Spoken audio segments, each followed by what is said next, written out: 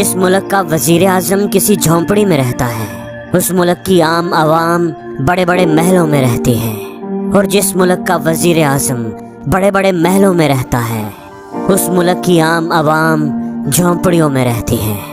یہ الفاظ ہیں قدیم فلاسفر آچاریہ چانکیہ کے، جنہوں نے آج سے 2000 سال پہلے انسانی زندگی کے بڑے رہنما اصول بیان کیے۔ آج کی ویڈیو میں ہم انہی میں سے چند اصولوں کا ذکر کریں گے۔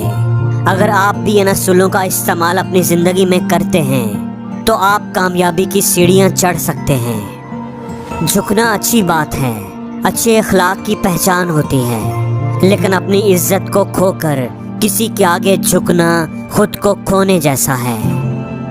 سمجھداری کی باتیں صرف دو لوگ ہی کرتے ہیں، ایک وہ جس کی عمر کافی ہو، اور دوسرا وہ جس نے کم عمری میں ہی کافی ٹھوکریں کھائی ہوں۔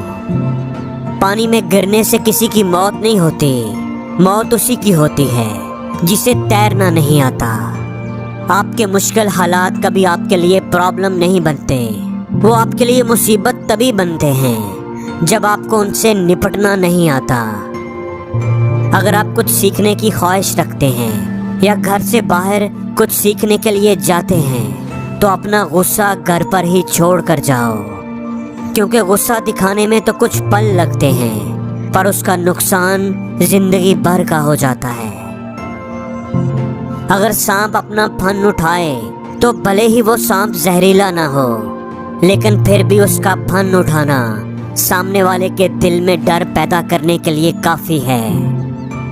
ایک لالچی آدمی کو تحفے تحائف دے کر مطمئن کریں، ایک کٹھور آدمی کو ہاتھ جوڑ کر مطمئن کریں، ایک بے وقوف آدمی کو عزت دے کر مطمئن کریں، اور ایک دیانت دار آدمی کو سچ بول کر مطمئن کریں۔